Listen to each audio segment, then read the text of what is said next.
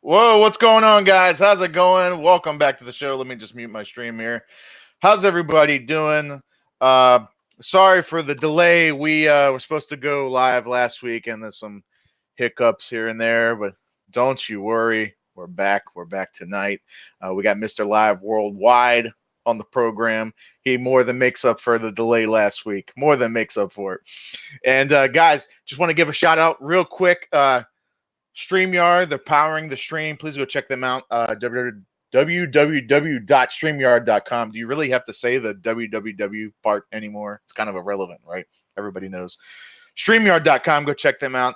If you're streaming games, if you're, streaming whatever, if you're streaming shows, just like we're doing, it's super intuitive, super easy. They have a lot of different flexible plans. Go check them out. They will make your stream so much better. Let's get to the show. I'm just going to go ahead and bring in Mr. Live Worldwide right now, Mr. Jeff Houston. There he is, my man. What's going on, brother? Are you kidding, man? To be as sexy as I am as age 41 is criminal. Frank saying, hey, what's up? What is going on, Mr. Frank? How you doing? All right, thanks for tuning in. Man, Mr. Live Worldwide, Mr. Jeff Houston. So we got Bare Knuckle on the horizon next week. Yes, we didn't know if you knew, but we we got Bare Knuckle on the horizon. We just had UFC this past weekend, the Holloway Frankie Edgar fight. That was a hell of a show. We got hell of a card. What do we got coming up this weekend? We got the Colby Covington Robbie Lawler fight coming up this weekend out of Jersey. Always exciting when Robbie Lawler steps into the cage. Oh my God! You never know what level of fireworks he's going to put off, and I'm always excited to see the fight. I tell you what, I actually, after the Tyron Woodley fight when he lost the belt, I was worried that maybe, you know how guys, they kind of reach a certain level and then it's like once they lose, it's almost like they can never really get back to that point. I feel like Robbie Lawler has actually gotten better his last two fights. I don't know. I've said this so many times before, especially when a fighter has a traumatic defeat and, it really messes them up psychologically as well sometimes as physically. Some of them can't bounce back. But I'm going to tell you something. With Robbie Lawler's background and really what he's meant to the UFC, actually, he always gives us 100%.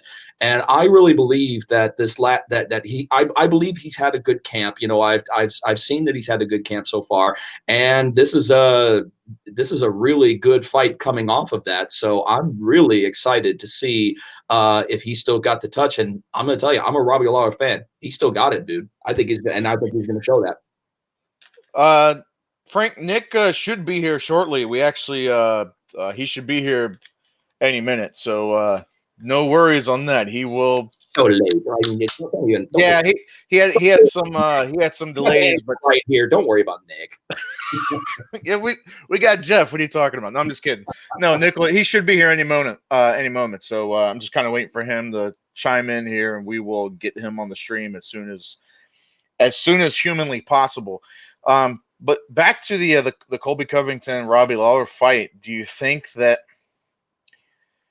I don't know, man. I mean, I know a lot of people are kind of turned off by Colby because of his, kind of the smack talk and such. And I know a lot of people are just kind of want to root against him, because of that. I don't know, man. The way Colby dispatched RDA, he looked really good. He did look good against Dos Anjos. He looked damn good. Looked really convincing. Yeah, he did. God, I don't know, man. I don't know if I think Colby takes it, man. And this is hard, this is tough, right? Because I'm a huge Robbie Lawler fan, right? But I don't know. I'm that's a tough one. That's really a tough one because I think Colby is just, I think he's on a tear right now, and I think he's so hungry. I think he wants that belt so bad he can taste it. And I think that he knows that he's got this, as long as he gets through Lawler, because Dana White said he's getting the title shot. No matter what. What are you looking at? What, you got bags under your eyes? What do you? It's the damnest thing. I keep saying that I'm so damn sexy, and yet I've got 41-year-old bags today, man. I'm sorry. I actually take back what I said. God, I'm all haggard today. Fuck. Nah.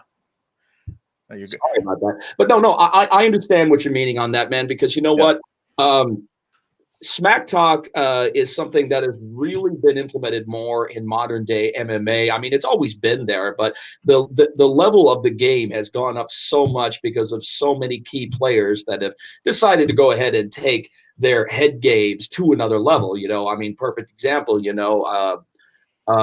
see, like I said, I'm getting older, so I'm actually getting forgetful. Conor McGregor and Khabib took it to an absolute different plateau. But the problem with that is that it took it to an unnecessary plateau where you started bringing in unnecessary elements of smack talk, talking about the dude's father, talking about the dude's religion. When you're a devout Muslim like that, especially in that part of the world, that is an incredible insult. And it's totally unnecessary because it has nothing to do with his character, and it has nothing to do with the outcome. It's going to have nothing to do with the beginning or the outcome of the fight. Right. So I figured, why throw that out there? I mean, I know why you're doing it, so that, more smack talk equals more tickets, equals more sales, equals more money. And I totally understand that. But I don't think Colby's smack talk has gone to that level. He's not quite inappropriate as of yet because, he's on a gravy train right now after that, after that fight against Dos Anjos. I mean, I can totally understand, him having a whole bunch of momentum moving into facing, a former middleweight champion, like Robbie Lawler. But you know what? You also have to remember that Robbie Lawler is no stranger to wars. inside the cage. And that's where I think he has a little bit of an edge over Colby. You know, Colby's had some good wars, but he ain't had nothing like Robbie Lawler has. And Robbie was able to stand there and smile back. I mean, come on. I mean, you know, and all that split lips, split eyes. I mean, you know, blood all over the place and everything. And he's still been able to do that. So I believe that Colby has the momentum, but I think I'm still giving it to Robbie because Robbie is one of those guys who shows up to shape all the time and he's just going to be there to fight. But it's going to be a good fight. Win, lose, or draw for either one. I think, honestly, the MMA fans are really looking forward to this one. I think so. And I think in terms of it being such a good fight, I think you're right, man. I think regardless of who wins, maybe even people are kind of sleeping on it a little bit, right? I really think so. I think it's going to be a war. I think you're right. I think what we're going to see, I think this is going to be the reality of the fight in my eyes. Is what I think it's going to happen. It's going to be a lot of takedowns. It's going to be a lot of this. A lot of this is going to be on the ground. The question is, can Robbie get back up from the takedowns? We know what Colby does. Colby doesn't try to hide what he does. He does the same thing every time he goes in there, takedown, ground and pound, right? And he's fast, he's strong. He's abnormally, like, you look at him and you're like, yeah, okay, he's in shape. But then, like, the way he was manhandling RDA, who's, you know, he's black belt jiu-jitsu, right? Like, the way he was manhandling him, it was almost freaky. He was making it look easy. Yeah. I was amazed at that. I remember watching that fight, and I'm just saying to myself, what the hell? Where did this kind of a game come from? I mean, I always know that Colby had game, but RDA, man, I mean, you know, he's a black belt hunter. He's the kind of guy, you know, who takes it in the grappling tournaments, man. He's no stranger to those tournaments. That's for damn sure. And to see Colby, you know, improve his ground game as much as he has, and it's leaps and bounds. It's leaps and bounds what it was when he first started off in the UFC. So it's, dude, like I said, I'm excited. I think that that's going to be one of the go-to fights of the summer by far. You know something I've been wanting to touch on for the past week, really, and I don't know what your thoughts are on this, but the Cyborg Felicia Spencer fight, right? Okay. Okay. So here I'm going to say something, and maybe, you know, some people might like it, some people might not like it. Whatever. Disagree. Okay. It is what it is. But some people have touched. Brendan Schaub has touched on this, and I agree with him. I think wholeheartedly, well, almost wholeheartedly on this, is the fact that it really felt like that they were trying to seem like really push Felicia Spencer, whereas, like, she was tough. Don't get me wrong. I'm not taking that away from her. She's super tough, but there was nothing in that fight. Like, it was a very one-sided fight. Of course. Like, they tried to almost like push it as if it was close or it was kind of close, but it wasn't. Well, you know, the way that they were pushing it, the way that they were advertising it, such, it totally seems like Dana was, you know, saying, you know, this is it, and then she's gone. Yeah. And that's kind of the way I think that they were, you know, going that, because, you know, they still couldn't believe how Amanda Nunes just bulldozed over her. And I mean, honestly, personally, with Amanda Nunes' striking ability, I'm not surprised. To me, it was kind of like the passing of the torch, you know, so to speak. Cyborg is still the trailblazer. You know, I mean, Cyborg is still one of the most dominant fighters that we've ever had. I mean, you know, come on, look how many trains she's derailed in her career. Look at how many of the quote unquote greats. I mean, you know, there's so many that she's derailed and killed that hype train and said, no, they're not obviously as good as they thought they were when they come up against Cyborg. And it's just, you know, age catches up with us all. I mean, she's still got plenty of years left to be dominant, but Amanda Nunes is just one of these new breed fighters that just has her striking on par with her grappling. And that's very rare to find someone who actually has their striking on par with their grappling, because usually one always is, you know, shadowed the other. But in this case, man, I mean, Nunes goes to the ground, you're in trouble. But if Nunes, you know, gets you in the center of that cage and it's a stand and bang session, man, I'd think twice. Let me ask you this. Do you think that, because people have asked Joe Rogan before, and, you know, they asked Joe, does anybody ever tell you to say anything, you know, through the earpiece, like the producers or whatever? He said, no one tells him to say anything. But then It's strange, right? Because like it damn sure sounded like they were trying to push Felicia Spencer. I mean, Absolutely. I Absolutely. mean, you've come from the pro wrestling world. That's how you do it, right? The commentators help push whoever it is, through the television audience. That's how they help push whoever the hell is getting pushed. It's through the commentary, right? And that's really what it seemed like what was going on. I mean, are we crazy or what? There's no seam. That is what was going on. They were really trying to push Felicia Spencer as, the next up and comer, because, anybody knows that if you, get a W over Cyborg, well, I mean, that talk about being put in the history books. Catapults you. Yeah. Very much so. But I'm going to tell you, the gas is not done. Her loss record it's minimal at best. I mean, when it comes to female talent, the only one that I can think of that right now is possibly on the chopping block, unless she does better, is going to be Holly Holm. She's the only one that I know, because man, the hype coming around her and how well she did in Legacy, adapting to MMA standards. And, she's of course known as a striker because, she's like a 10-time women's world champion, but she really started respecting mixed martial arts by throwing those leg kick knockouts in there. And I really respected that when she started implementing that into her repertoire. But what happened is that, she ended up just going against MMA fighters that have been MMA fighters longer, have trained in their particular styles longer, and they know how to handle trouble, and they know how to handle offense better. And that's just exactly what's been happening. Her offense and her defense, as of recently, have been off. They've been totally off. I mean, Amanda Nunes, it's almost like she didn't even have to be there. Talk about a rollover. Talk about just absolute complete domination. And I was actually, you remember, I was going for Holly. I thought that Holly was going to turn her game around. I thought Jackson Wade, had, maybe kind of come up with a different kind of battle plan moving forward, because I talked to her about, I'd probably say about 2 to 3 weeks prior to her fight when I was in Albuquerque, and she was saying that she had gone to a different well. It's not like she went to the well again the way that she did her last camp. She said she's been doing a lot of things differently, and this was 2 to 3 weeks out, so she was still in the weight cut process, and she looked dynamite. Well, dynamite, but something that just looking dynamite isn't enough. It's not enough. I tell you. Seeing that fight, because you figure in my brain, this is how I thought, because that explained to me how the Cyborg Amanda Nunes fight will go the second time. And I'll explain myself here in a second. The first fight, Cyborg Amanda Nunes fight, I thought Cyborg has all the tools to beat Amanda Nunes. If anybody can, she's the one, right? I thought that Cyborg is probably, boxing for boxing is probably the better striker, the cleaner striker, and she's probably the more technical striker.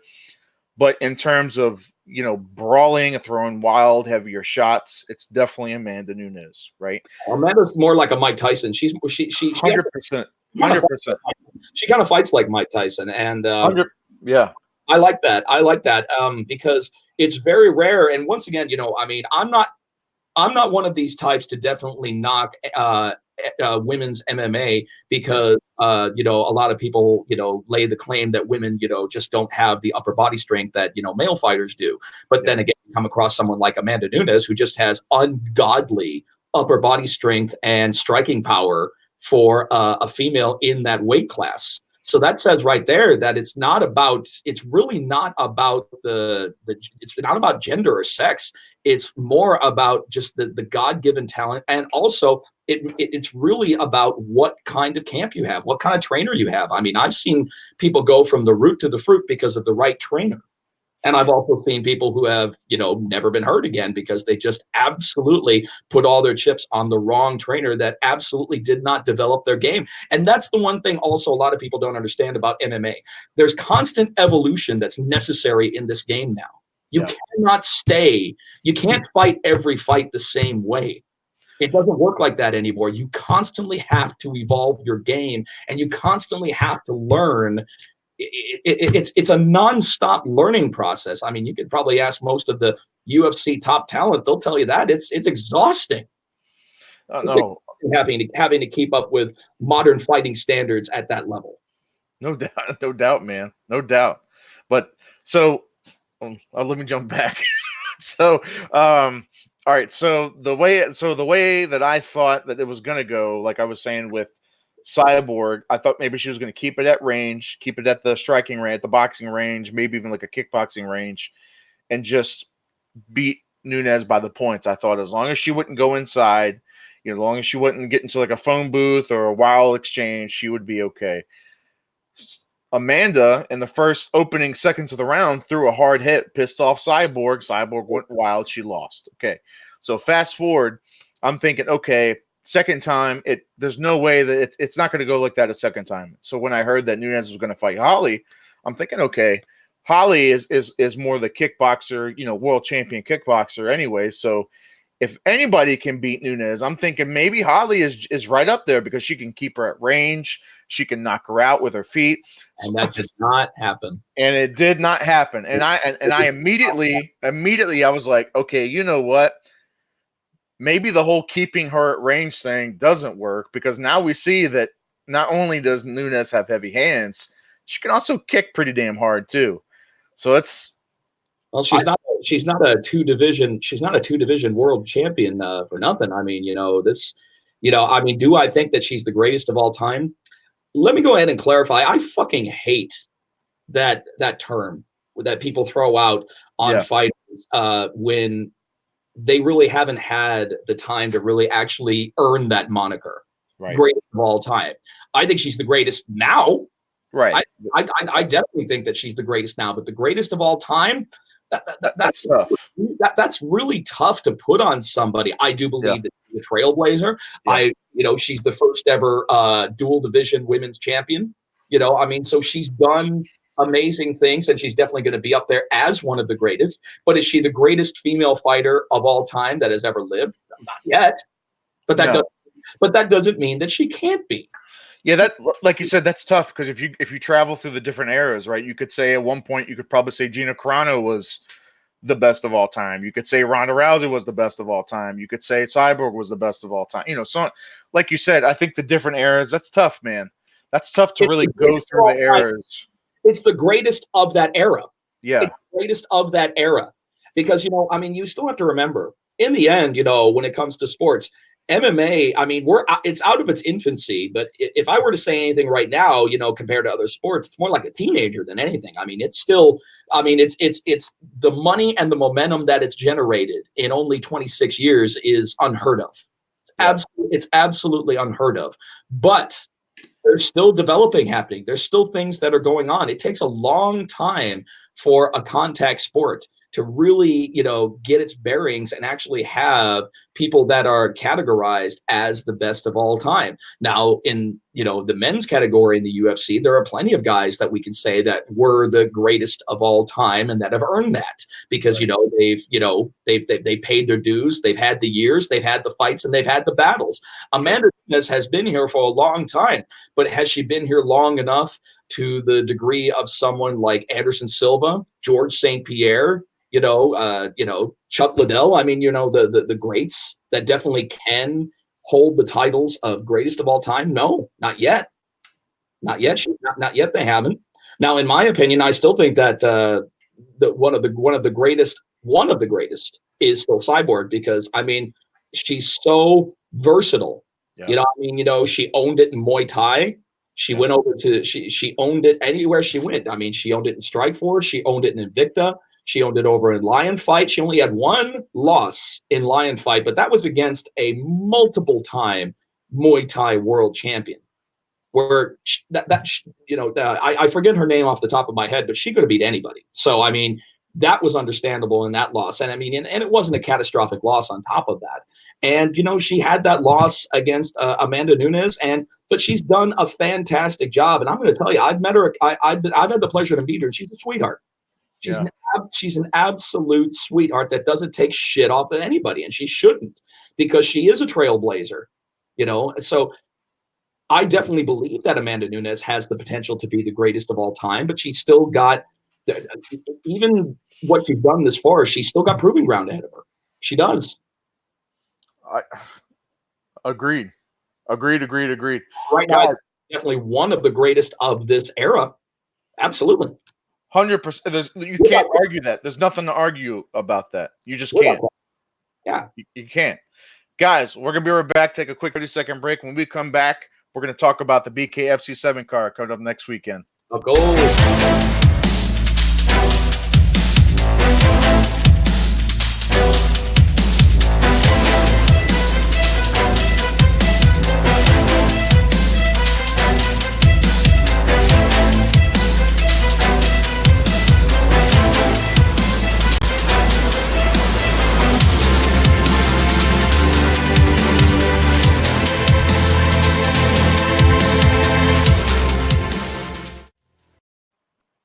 Boom. And we're back. See how quick that was? Did you miss us? Did you miss me, Jeff? See how quick that was? I missed you like I miss a rock in my shoe. So we got BKFC 7 coming up. It's going to be on the free. Oh my goodness, Warfare. I'm an idiot. I wrote it down. There you go. There you go. The Warfare app. Which is looking to launch this week, actually. Yep, launching this week. I tell you what, man, I am really surprised because this is 100% a pay-per-view worthy card, and he's putting it on for free. That's insane to me. Absolutely insane. No, I don't think so at all. I think actually it's a smart business move off of David, because I know how much David appreciates the bare knuckle fans. Yeah. I do. And a lot of people, they call him controversial. Some people may even call him an asshole, but something, I would never say that about him, because I know for a fact how hard this man has worked to make this vision a reality. I know it for a fact. And that's why I will never use those names. Well, not to his face, at least. No, I'm just kidding. No. I love David, man, because the reason why I have such respect for him is because of how hard he pushed to make sure that his vision came to fruition, that bare knuckle fighting championship actually, hit the ground running. And boy, you were there. That we hit the ground running. BKFC 1 was just absolutely incredible. And what is happening now is exactly what I knew would happen. All kinds of other promotions are coming out of the woodwork to challenge us. And the way that I see it, I hold no ill will to anybody who wants to try bare knuckle. But David said it. He has nothing but good thoughts, and actually about the other bare knuckle competitors. Just do it right. Yeah. Just do it right. That's all we want, because all it takes is just one bad promotion to give bad publicity towards the wrong entity. Perfect. Yeah. What happened with the World Bare Knuckle Fighting Federation? How many people associated bare knuckle BKFC with that when we didn't even do anything like that? We didn't stiff the fighters. We didn't do those things. So we were held almost accountable for something that we didn't even do. And that's people don't know any better, and they don't want to do the research. But that's all it takes. It just takes one promotion to do something wrong, and then everybody's automatically implicated with that. I'm like, we weren't even there. Yeah, we weren't even there. We're doing it right. And I think that we're doing it even more right, the fact that we're offering it, and we're also rolling out the Knuckle Up series, the Knuckle Up Fight series, which is going to give great opportunities to up-and-coming, aspiring bare knuckle fighters. And, I know that David did have to play some damage control on the main event when we had to scramble, when we lost Jason Knight. And that was a blow to us because, Jason is a huge draw over there because, it's just a stone throw away from D'Iberville, Mississippi, which is his stomping grounds around there, Loosedale, D'Iberville. And it was a blow that we lost him, but we got Jim Ellers. And I think Jim is going to, I think that's a more than appropriate, I think he's going to have a great fight because he had a fantastic outing at BKFC 6. Elvin Brito. Yeah. I tell you what, I was pumped, man, when they obviously disappointed, because I wanted to see Jason Knight, Leonard Garcia, but when they announced Jim Ellers, I tell you what, I nothing against Jason Knight because, we love Jason Knight, but man, I'm probably just as hyped, maybe if not more. And I don't know if should I say that, but maybe if not more, I'm more pumped for this fight. You're right. It's a different fighter, and it's 100%. It's an entirely different fight. Whereas with Jason Knight and Leonard, I kind of more expected that war of attrition, right? I think we get Whereas that here. with with Jim Ellers, I don't know, man. I don't think it leaves the second round. I think one of those boys is going to knock the other out. They both have heavy hands, man. I think I don't know. I don't think it leaves the second round either. I don't know who. I can't call who. I definitely believe it will leave the second round. You think so? Yeah. I don't think it'll last the 5, but I'm predicting 2 or 3. 3 might be a little generous, but I definitely think that we're going to be seeing somebody making some kind of move in round 2 or round 3. I see them getting out of the first round because Jim Ellers, he was not Leonard Garcia's opponent. He wasn't who he was scheduled to beat. So therefore, there's kind of, even though that it was, damage control happened with enough time, he's still not the fighter that Leonard Garcia was prepared for. No. So I think that there's going to be a feeling out process unless somebody's going out there to just get that wild, crazy first round knockout that so many people aspire to. And there's a reason that they aspire to that, is because David pays well with bonuses when you get it out of the first round. And that's exactly what he wants to see. He wants to see these Mike Tyson-esque, knock you out of your shoes, possibly even out of the ring, knockout. And, and that's what a lot of people like to see as well. But let me tell you something, man, there's so many things to be excited about on this card. Of course, the Knuckle Up Fight Series is starting. The Warfare Sports app, which I believe is going to be the future of combat sports. We were talking about this earlier, and I said that monthly streaming subscription services is going to be the way that most combative sports are going to go.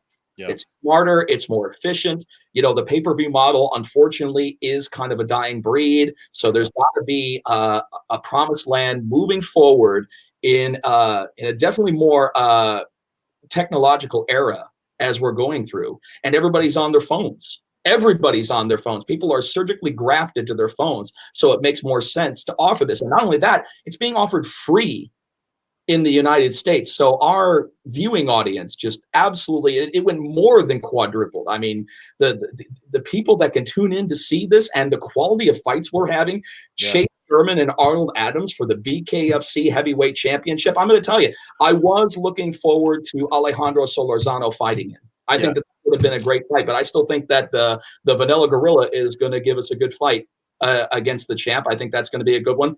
But if we're talking about who has the most to win out of BKFC 7, Helen Peralta by far. Man, by far. I mean, get out of here, Mr. Worldwide, because I'm telling you that no disrespect to any of the other fights at all, but I'm telling you, and I'm not. I've been talking to Nick, and we've been talking privately, and you know what? And I hope this doesn't look bad on me, but I want to see the Christine Fierro Helen Peralta fight so fucking bad. I mean, I am pumped to see I want to see it too. I want to see it too. Yeah. Everybody. I mean, honestly, if you've been following Christine on social media, if you've been, if you've been following Helen on social media, Helen was with Don McGuire not too long ago talking about everything. Christine has been on here, with you guys on Combat Insiders. They're so excited about this fight. We had Helen too. Yeah. I know. I saw it. And the reason why I say Helen has more to win in this one, because not only does Helen have the opportunity to qualify for the semifinal round of the brand new BKFC Women's Featherweight World Title Tournament, she also has an opportunity to get the Police Gazette American Bare Knuckle Women's Championship. So she gets 2 birds with 1 stone. So if there's who has the most to gain from BKFC 7 inside the ring, it's definitely Helen Peralta, but you got to get past the misfit on that one, and that is going to be tough. Jeff, let me ask you this, because maybe you have that inside info, because I've been trying to find that info out, because I knew that it was for the, it's a semifinal in the tournament, but I wasn't sure if Fierro's belt was going to be on the line. It is on the line on top of being a semifinal. It is not a bare knuckle belt. That's a Police Gazette belt. It's not a BKFC affiliate. I mean, it is an affiliated belt, but it's not a BKFC belt. That's the one that's belt that's going to be held up in the tournament. But this is going to be for the her Police Gazette Championship. Absolutely. So that's why I said Helen has a chance to win, to win big. I mean, how many people get an opportunity in the first round of a tournament to win a title that dates back to the 1800s? I'm pumped, man. I tell you, I really am. It's a solid card, man. Dude. Isaac Valley Flag, Melvin Gillard. I'm excited to see Melvin Gillard in bare knuckle. Well, I mean, I know he's done bare knuckle, but in BKFC specifically, no stranger to it. He's no stranger to it. No, so that's no. I'm excited about it because he did great things with BKB, and it's going to be interesting to see how he transitions over to U.S. style because over here, BKB, no disrespect to them, but there's still a little bit of rap on the mitts. Yeah. Over here, there's nothing but air and imagination between your opponents. So it's going to be interesting to see how he gravitates towards the bare knuckle logo. But I think he's going to do fantastic, and that's another fight that we're really excited about because Melvin was a big signing for us as well. True story. If you watched our show, go check it out. Shame on you. We had Melvin on a couple weeks ago. Don't laugh at me, Jeff. Don't laugh at me. We had Melvin Gillard on, and I didn't know this. Him and Isaac Valley Flag, they were roommates. Yeah. They were in the same gym together, so like they were really close, And I asked him, I said, man, I can't imagine like someone that you shared blood, sweat, and tears with in the gym, and now you're fighting the guy. Sweat and tears inside the squared circle. 100%, right? So like those are the fights. There's the one hand of fighting a friend, but I said, how the hell do you prepare training wise? Because he's gonna know what your weaknesses are. You're gonna know what his weaknesses are. Like, how the hell do you prepare? Because there's probably nothing that you can really do because old habits are old habits. They die hard, right? So there's nothing really. Maybe you can kind of surprise them with something a little flashy. I don't know, but how do you do that? And he's like, that's kind of the difficult part, right? Because you know each other so well, you just kind of have to go in there and do it. There's really nothing else. There's really nothing specific to train for. But no, I hear what you're saying, but sometimes fights like that actually end up making the best fights because they know each other, and it creates a lot of questions for the media when you come into a fight where you've got two friends that are looking to lock horns. I honestly think it's a great way to sell an event if they're up for it. See, that's the thing. A lot of times in a lot of other promotions, friends or teammates, they're not really up for fighting each other because, they don't want to do that, for some reason, they share the same blood and the same mud. So they don't really want to go ahead and share that same blood inside the squared circle. It's really more in a prep mode. But, these guys are, and I take my hats off to them on that. I think that's going to make it that much interesting because Isaac Valley Flag, gave us a great first outing. With bare knuckles. So it's going to be, and isn't this what's getting exciting, Josh? Is that you are really starting to see the development of these fighters making the transition over to bare knuckle. I mean, we're only 7 shows in, but we're now have an opportunity to talk about a majority of fighters are on the card that have already had bare knuckle experience with us because of how new we are, and that's exciting, man. Because that's starting to show people that this does have technique. Yeah. That this is not just a blood sport. I mean, it is a blood prone. I mean, it's definitely you're going to bleed more than other sports. But then again, I mean, right. Just take the obvious factors. Nothing there. Nothing there. Yeah. Obviously, you're going to bleed. But we've said it before.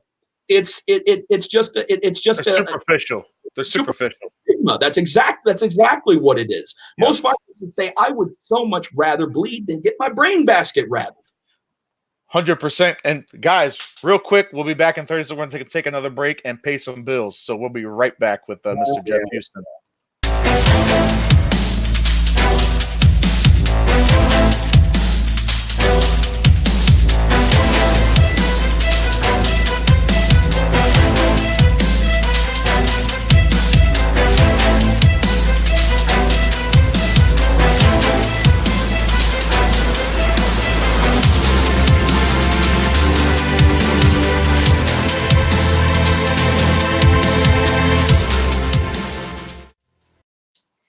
Guys, welcome back to the show.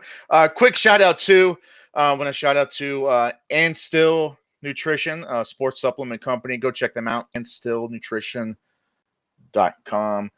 Thank you so much for your support.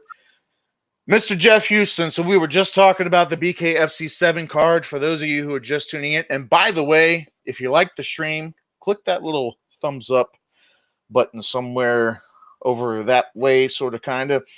Click it. Let us know you like it. Give us your feedback. Leave a comment. Share it. Please, please, please. We thank you so much for your support already. Got some big stuff in the works. Don't want to say what it is just yet. I know we've been saying it. It's a broken record. We keep saying it's coming. It's coming. It's coming. Stop saying broken record, man. Most of our millennial listeners don't even know what the hell it is. Okay, well, I can't help it. It's like one of those things. I don't know. It's like one of those things I say a lot. And I do say it a lot. You're right. Well, I mean, it's our age group, so I mean that's the way it is. I get it. That is true. But guys, we got some big stuff coming. So please, stay tuned. Stay tuned. Stay tuned. I promise you, this stuff's going to explode. It really is. Kind of similar to what we're talking about, Bare Knuckle FC. So we're talking about the card. We're just talking about the Valley Flag versus Gallard fight. We talked about the Peralta versus Fiera fight, which I'm pumped for. We talked about Adams, Chase Sherman, Alazin Garcia. I'm so excited for that because, I mean, this is going to be an important one for AJ because this is his first title defense. He's been on the shelf for a little bit. He was recently honored at the Bare Knuckle Boxing Hall of Fame. I mean, he was very emotional because he actually found out that his coach had paid for his ring, which was he got really emotional about that. And to be a representative of the new generation, I mean, basically, right now he's the figurehead of the heavyweight division because the last person to hold that belt before him was John L. Sullivan himself. Yeah. So, I mean, wow. I mean, and what's amazing about John L. Sullivan, he only had 4 or 5 confirmed fights. And yet he is still regarded as one of the most widely known bare knuckle heavyweight champions of all time. So that shows you, what a legacy he created in such a short amount of time. So I think AJ is another one of those guys who could definitely create a legacy in a short amount of time. And, he's got a replacement fighter. So replacement fighters sometimes can be a wild card. So you never know how that's going to happen. But, I like AJ's hands. I've liked AJ's hands ever since he started. The guy has got cinder blocks for hands, and he can take a lot. And he can take a lot of punishment on top of that. So that is that's the building blocks for a good heavyweight, especially a heavyweight fighter, because we want to see those huge punches and bunches. But after this, you got to wonder, what's next? Maybe, I mean, are we really going to see any kind of a collaboration, and are we going to see, what a lot of us want to see, and that's AJ versus Bobby Gunn eventually for the overall, because Bobby Gunn right now still is the Police Gazette world heavyweight champion. From what I understand, and I could be wrong, so I'm not saying 100%. From what I understand, that's not happening. From what I understand, he's retired, and he's not. Well, if he's retired, then definitely more power to him, because I mean, if you look at his legacy, 74, 74-0, 74 knockouts. A lot of those knockouts, of course, in the more illegal days, because, bare knuckle just, recently became legal in 2018 in Wyoming. And right now we've only got about 5 states that have jumped on, but, there's going to be more to come.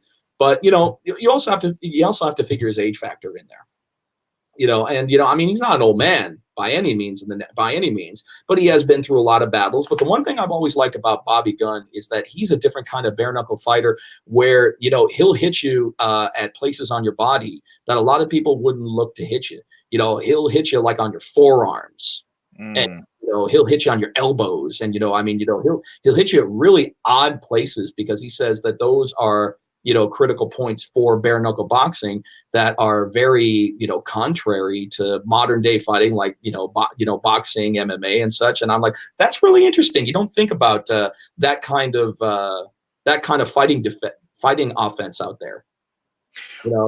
What do you think about the news too with Alexander Emelianenko? What do you think about that?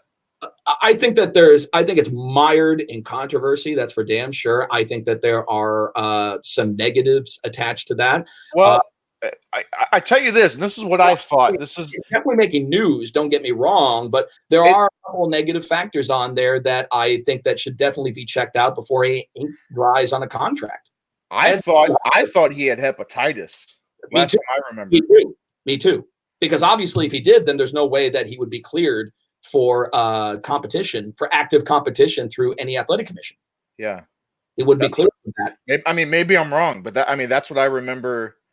That's what I remember hearing. I don't know anything. Obviously, David knows more than all of us. So the last thing I'm going to do is I'm not going to sit here and pretend that I know something, because I don't. So we're just going to have to see in the coming weeks how far this goes, because, in bare knuckle, there's offers that are always made, but do they always necessarily come through? No, not necessarily, because there are other factors at play that keep them from, stepping into the squared circle. So we'll see. We'll see. But as of right now, it's just only speculation. It's just speculation. Well, who started that? Because I'm trying to remember. Because I remember seeing it posted one day. Do you remember? I thought it was a fake account under David. I actually thought it was a fake account. I think it was a fake social media account. That fake Twitter account. Yeah. Because he had actually responded that was a fake Twitter account. Yeah. Okay, so it's more than likely it's probably complete. Well, BS. I don't know. That's why I'm not going to say speculation right now, and that's where I'm going to leave it. Interesting. And that's where I'm going to leave it. Will it happen? I don't know. If it does happen, I mean, as long as those negative factors are addressed, he's healthy, and and I know that he's had plenty of legal problems and such, and that might and that might keep him from getting his necessary travel visa. So I'm not sure. But like I said, I don't know anything, so I'm not gonna speculate right now. Help me understand, because I'm a little I'm not as educated on the matter of, since you're a well-traveled Mr. International Superstar over here. So when somebody, when it's like a felony or something, you cannot make you ineligible to get visas? It depends on the circumstances, and it depends on the country. But for the most part, felonies on certain countries, especially with the U.S. and Canada, if there's a felony on there, you're usually denied entry your passport. And there's a lot of countries, like I said, it just all depends, because what will happen is that when you go to passport control and you make the attempt, it really is going to have to depend on the immigration laws that you have to adhere to coming into that country.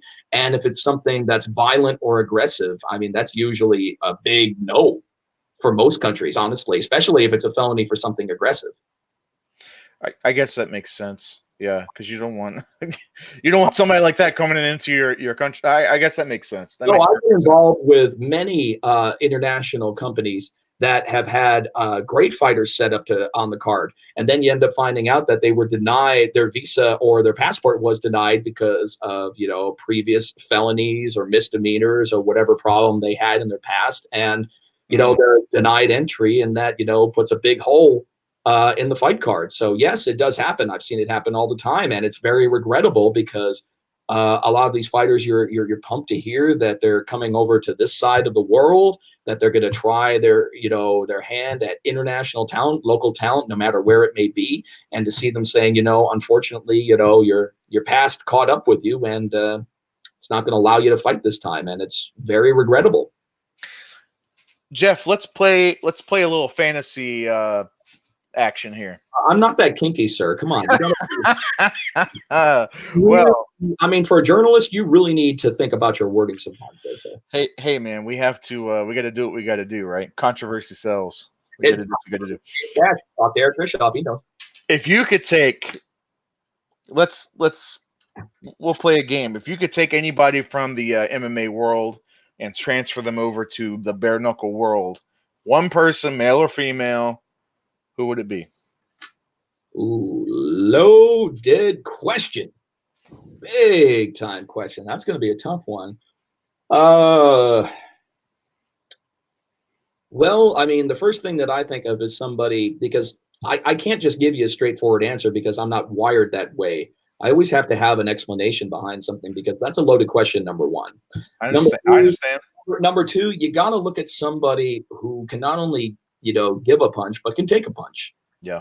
And You know something? I would have loved to have seen Chuck Liddell give. I would have loved to have seen Chuck Liddell or Quentin or Quentin. I would have loved to see one of those two actually give bare knuckle. But I think honestly, I think Chuck Iceman Liddell, man, because I mean he was a certified knockout artist and back in his heyday, and I would have really liked to have seen him. I think I'm going to go with Chuck. I'm going to go with Chuck Liddell. I'm going to go old school, and I'm going to say Chuck Liddell.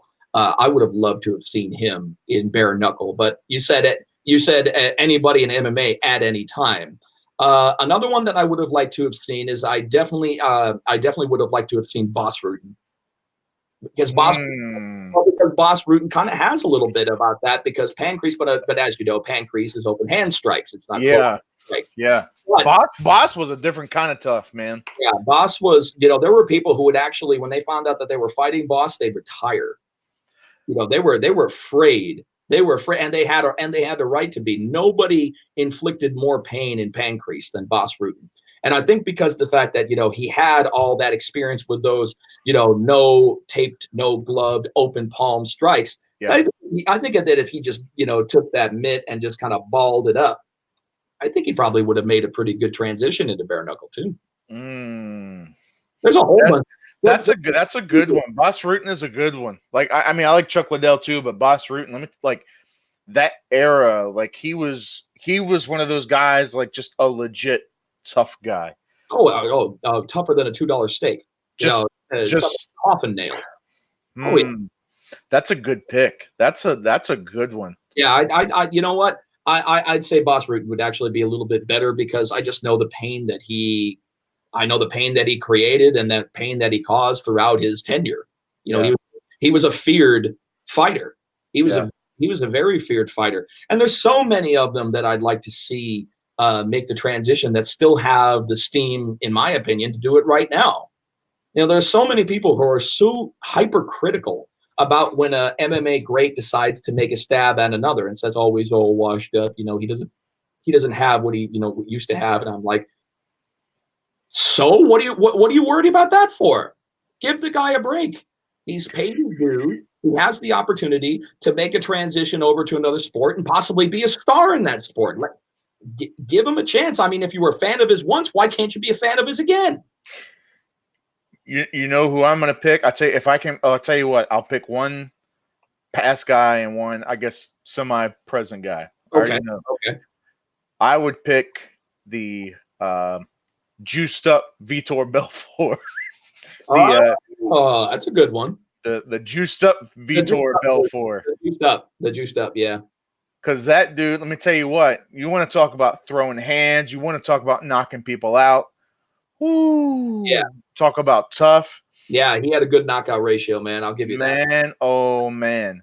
And so in my current, I guess if you want to say current, and he's already somewhat involved, is my man Rumble Johnson.